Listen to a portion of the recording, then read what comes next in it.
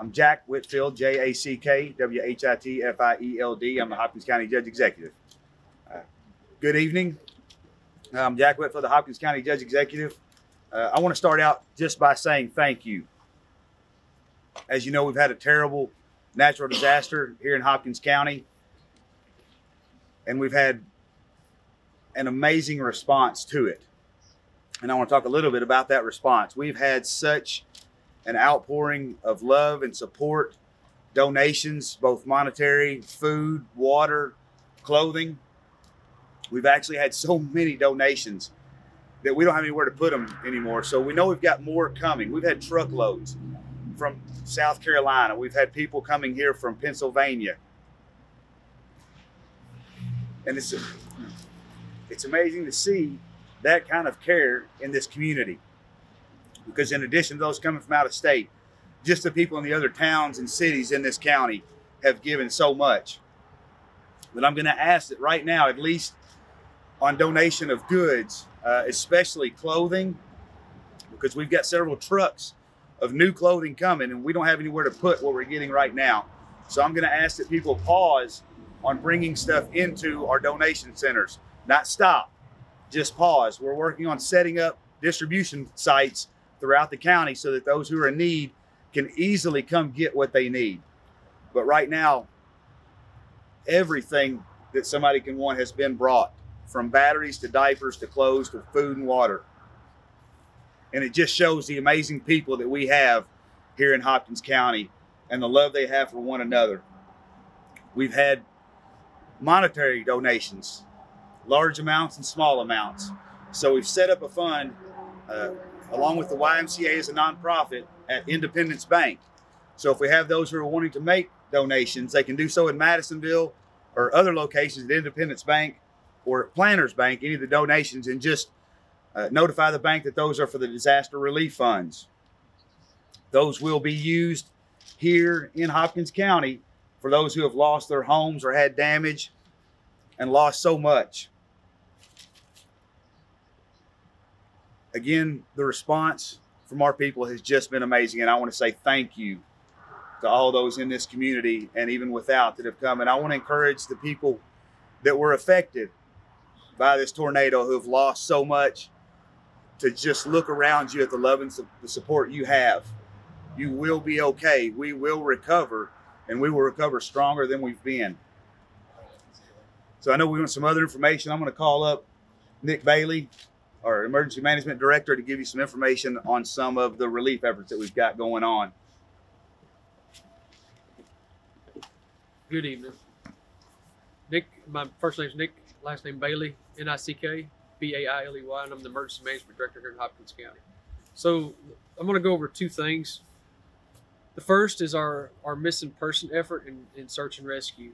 So we're still fielding missing person calls. We have a hotline set up for people to call in. That number is 270-825-5024. So what we're asking, if you have a family member you haven't had contact with that was in the affected areas, to please call that number and reach out. But we're asking you to check with other family before you tie up our hotline, and kind of vet it that way. We're also asking, if you do make contact with family that you've reported in, to please call that hotline back and re-inform them that you've made contact so we can mark them off our list. We fielded hundreds of calls today in that call center. We had initially, when we started this morning, 160 missing people. We're down to 95 as of this press briefing. We have multiple volunteer teams that are in today. We've had multiple military teams come in and assist us with search and rescue. We now have a federal asset in, the FEMA USAR team, which is Urban Search and Rescue, and they are going to assist us in the morning on going through some of these collapsed buildings. As far as starting the cleanup process, we're asking property owners, unless they have their own contractors that are doing their own hauling, they must separate all the debris into 4 piles. So you have clean lumber, which is nothing that's pressure treated, it's not painted. You have debris such as like bushes, trees, that needs to be separated in 1 pile. You have dirty lumber that's painted, pressure treated, building materials, vinyl siding, metal, shingles, any kind of like piping, wiring, that all needs to be in a separate pile. Appliances, refrigerators, stoves, anything like that that's a household appliance that needs to be in its own pile. And then the final pile, the fourth pile, needs to be hazardous waste, paint, gasoline, propane tanks for grills and things like that. We're asking citizens to please separate all that before you push it to the curb, because it has to be separated. So if you have contractors coming in, please ask them to do that unless they are doing their own hauling, going to their own facilities, okay? Thank you. I know one man I wish I didn't have to introduce, Dennis Mayfield, a Hopkins County Coroner. I know we've got some questions about our fatalities here in the county. My name is Dennis Mayfield, Dennis Mayfield, and I am the Hopkins County Coroner. My numbers have not changed from last night. We still have 13 confirmed deaths here in Dawson Springs. Now, I know the number's gone up.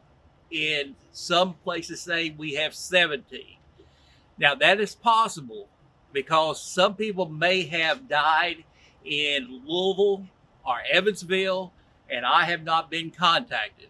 But as far as confirmed deaths here in Hopkins County out of the Dawson Springs tornado, I have 13 confirmed deaths. Now, I have a list of their names, and I have their age and their nationality, and also the sex. I'll be glad to share this with you after a while, after all this is over with. I made some copies, and I'll be glad to give you this at that time. Okay? Thank you. And we'll take some questions at the end if that's okay. We've got Superintendent of the Dawson Springs Independent School System, Mr. Whalen. Hi, my name's Leonard Whalen, Leonard, last name Whalen, Whalen. I'm superintendent with the Dawson Springs School District. First off, I'd like to say thank you to everyone. Just like Judge Whitfield said, we've got an abundance of donations. We've got a ton of water. We've got clothing. We've got food. We've got toiletries, diapers, blankets, etc. We've got those on site at Dawson Springs High School. We ask all those who may be watching to please spread the word. We need folks who have been impacted by this to please come up and come up to the high school and get resources, get clothes, get water. We've got food daily, hot food, plate meals, etc. We also have a ton of resources as far as canned food. We've got just abundance of items. I'd also like to say our FRISC, our Family Resource Youth Service Center, is taking monetary and gift card donations to go directly to some of our impacted students and staff. We've got both that have essentially lost everything. They've got no house left. They essentially walked away from the tornado with the clothes on their back. I can't say thank you enough to all those folks who've donated to this point. We've been overwhelmed. We've essentially been working almost around the clock since the tornado, taking donations, trying to get out items and things of that nature. But at this point, we really need folks that was impacted to come in and please utilize those resources that we've received. We have them available, and we hope to be distribute them very often in the next few days. But we'd like to have those folks come in. If you do not have a way to get into the school, we ask that you please try to contact the school. Law enforcement is around and out and about. Our fire department is out and about. They will gladly pass along that information, and we will come get you. We will come get you to the school and help you get the resources that you need. But again, we are extremely appreciative of those who've donated and also the volunteers who've helped us. It's been a tremendous help. All right. Next, we've got the Mayor of Dawson Springs, Mayor Smiley.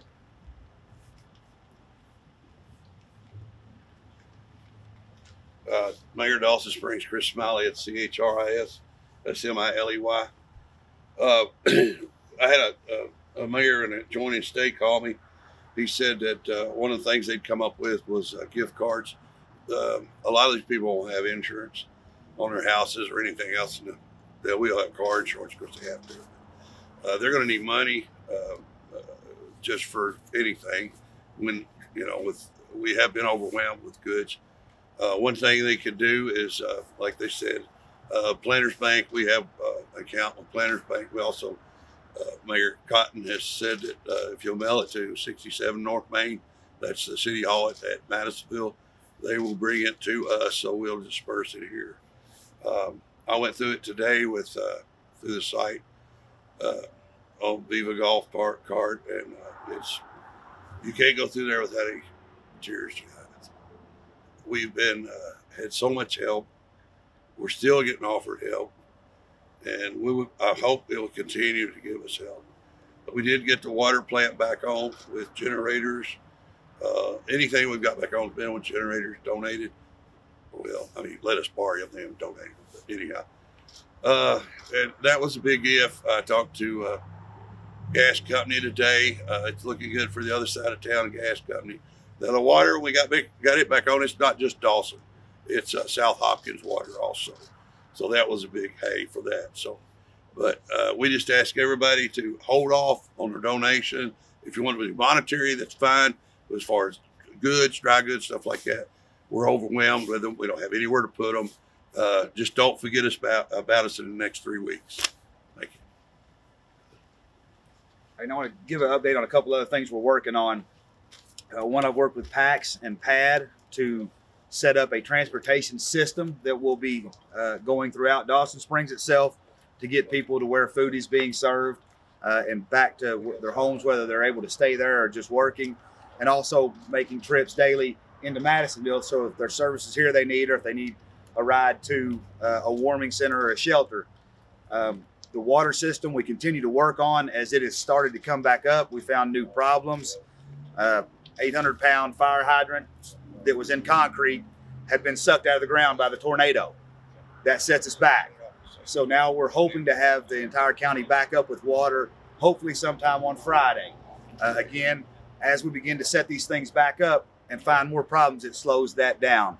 But the water system has been delayed some, but we'll continue to work on that. In fact, the main individual working on that, his home was destroyed by this tornado, and he's trying to get everybody else's water back. He's not even worried about his stuff. So that's the kind of people that we have here in Hopkins County. If you go down and look along the streets where the tornado came, you'll see that there are power companies and contractors working everywhere trying to get power back up.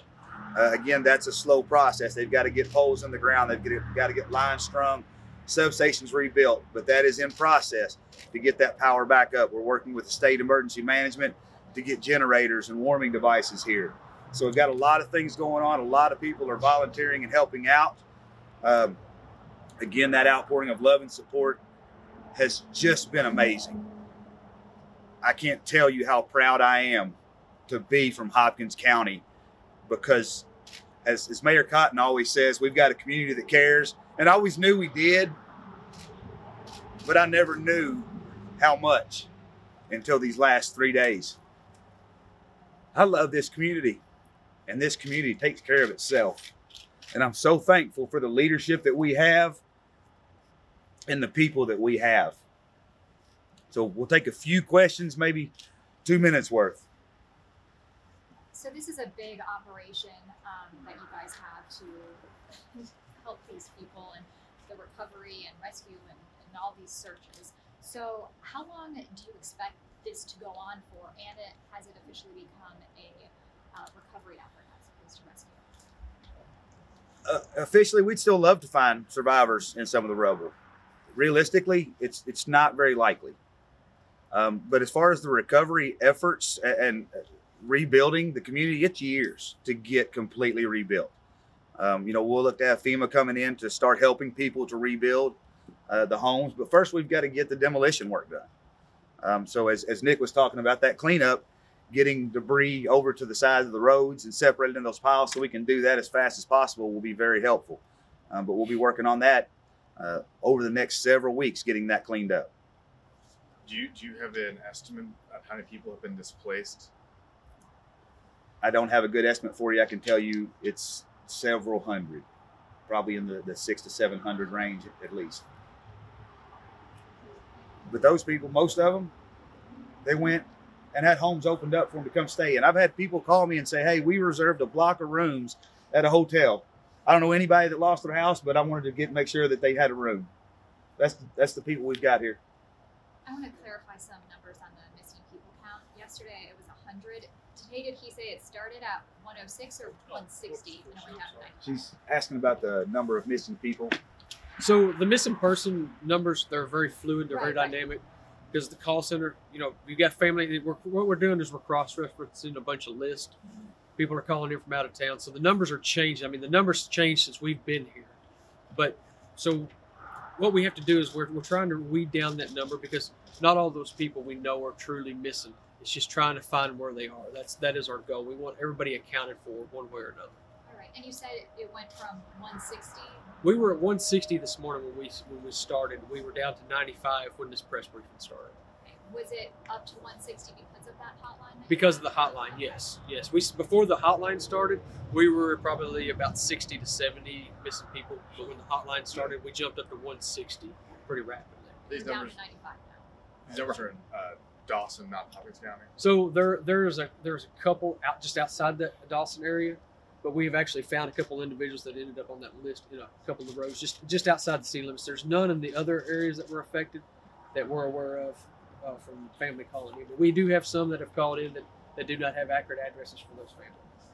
So these 95, these are people who, as far as you know, have not been contacted. They have not had any contact with these families that are calling in, and we're reverse working every list that we get. So it comes in, and we're going back out with it, trying to touch base with family. So they're considered missing until we can account for them one way or another. Is this an around the clock effort since Friday night?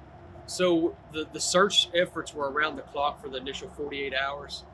Now we're to the point on the recovery phase. So now we've got these specialized teams. So we run from daylight pretty well to dark due to the safety aspect on what we're having to deal with. So our call center is open from 8 a.m. until 5 p.m. and we'll be running that for the next few days until we can cross-reference all these people off these lists. Any other questions?